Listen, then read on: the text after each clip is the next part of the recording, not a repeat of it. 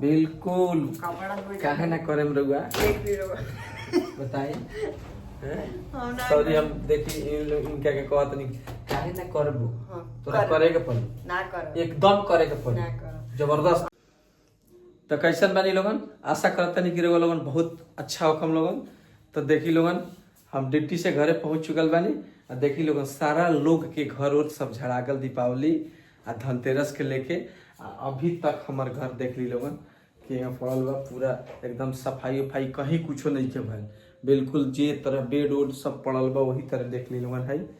रानी हमार देख ली लोगन का करत तारी, खाली कपड़ा धोए के फेर में रहियन आ अभी तक कोनो सफाई नहीं के भइल। रउआ लोगन बताई ठीक बा, कमेंट करके भी रउआ लोगन बताएं कि अभी तक केकर घर बाकी हुई। सब कोई के घर सफाई उफाई सब हो गइल होई। एगो बात बताई रुआ। हां हमरा त खांसी आवता। एगो बात बताई केकर घर नइखे जा रहा, सबकर झरा गइल बा। हम मानत तनी ई चीज के मानत तनी, लेकिन ये में ई माना के कोई ले रहला त रो बताई त कि कोनो सामान भारी ना उठाइया।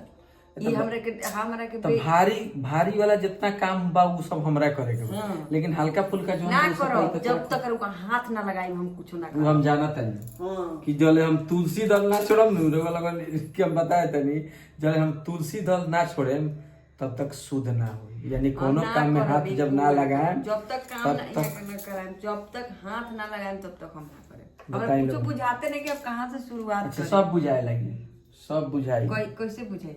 अच्छा हम जब स्टार्ट करावत है ना ओकरे बाद में सब बुझाए लगी। हां तो चलिए एक बार से शुरू कर जाओ। आ रात 1 बजा दिए 2 बजा दिए रात भर झाड़ल ले। ठीक बा, ठीक बा, सही बात बा। बिल्कुल रात में ही काम उसरेला। हां तब हमनी कभी हम करत दिन रात में काम बिल्कुल करे के पड़ी ना करो बिल्कुल। कपड़ा धोए काहे ना करेम रउआ देख ली रउआ बताई। सॉरी हम देखी इनका के कहत नहीं काहे ना करबो तोरा करे के पड़ी ना कर एकदम करे के पड़ी जबरदस्ती। जाता नहीं ठीक करे काम धंधा हम अपन जौन बा अभी खाना बने अभी रोटी सब्जी बनाए कुछो बनो सब बना लो खाना वाना सब कर ले करे के पड़ी ना कर अति ना कर।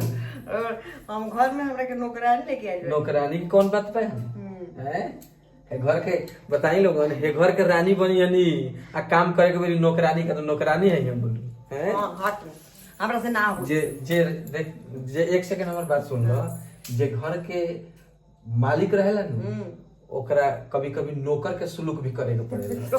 हां सही बात बा। वही तरह जब घर के जाते बानी राजा अब तो हम नहीं हर अब तू संभार अपन घर हम जा ही ना दे हम कोनो सब पे ना जाए दे हम जब हम एक जाही ना दिले तो हम काम के बड़ी नइयो जाए।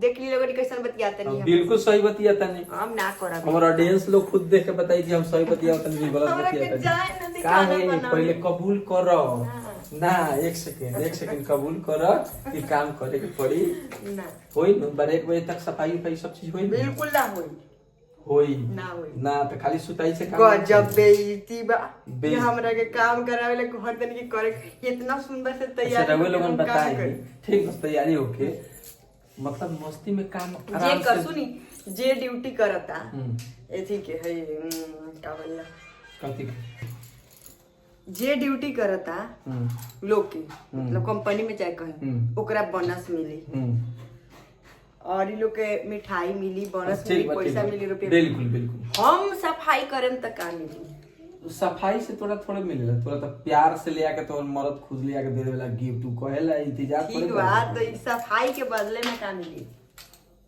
सफाई के बदले में तो हम कुछो ना दे हमरा जब हमरा देवे कोई कुछो तो हम उ सब कुछो के बदला आज तक ले रउआ लोगन बताई कि कुछो के बदला कुछो दिया सकता है। रउआ लोगन ई चीज हमरा के बताई हमरा बहुत खांसी होई बा। प्यार के कीमत कोई लगा सकता बिल्कुल नहीं के लगा सकता। ई चीज तू गलत बोल लू रुकी गलत कहां बोल